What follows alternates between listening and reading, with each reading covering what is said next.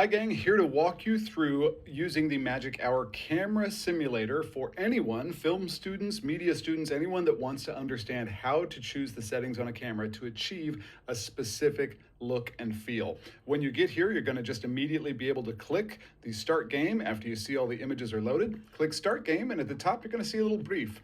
A writer bends over their journal in a pool of warm lamplight, the rest of the room dissolving behind them into a comforting amber blur. Very cool. All right, so it's going to give us some details here. FPS shutter, so it needs the classic cinematic cadence. Now you notice all of your camera settings at the bottom with the director's target here, what they're going for, and yours should look identical to it afterwards, as well as have a balanced EV meter here at 0, and your histogram should be piled up in the center rather than squashed against the left side in the darks or all the way up in the bright area on the right. So let's go through and make the changes. Classic cinematic cadence, well, that's going to be 24 frames per second, not slow-mo or extreme slow-mo. Obviously, it says lock in the frame rate, then calculate the shutter using a 180-degree rule. So the shutter for that's going to be the closest we can get to double the frame rate, or 1/50. All right, and then the lens wants a neutral, unaffected perspective. So I'm going to grab this, and let's go for something here maybe more standard. And it looks like that's going to zoom us into the correct zoom setting, so about 50 millimeters. Very cool. They want the background thrown completely out of focus, achieve a shallow depth of field. So we're going to have to change our aperture. Let's start down here at 2.8. And obviously that brightens things up, but it needs shallow, so let's try maybe 2.8.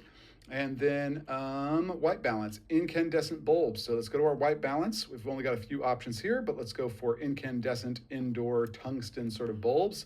Now we're getting there.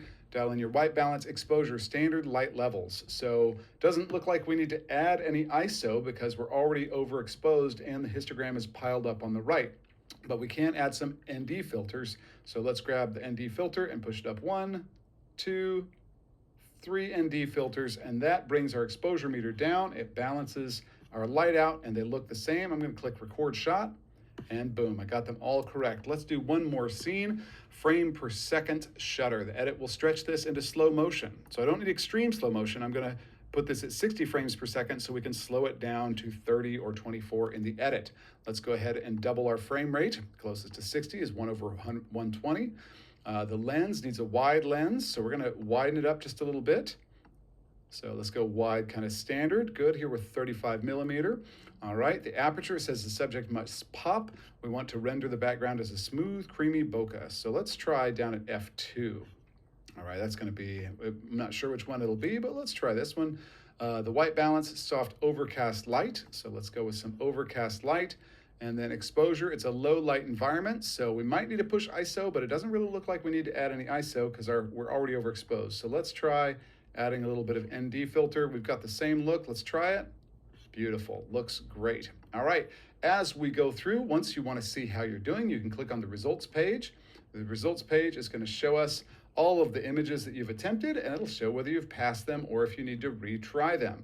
So you can go through and practice all sorts of these images. You can play all again, or you can simply click new session to jump back into a new session.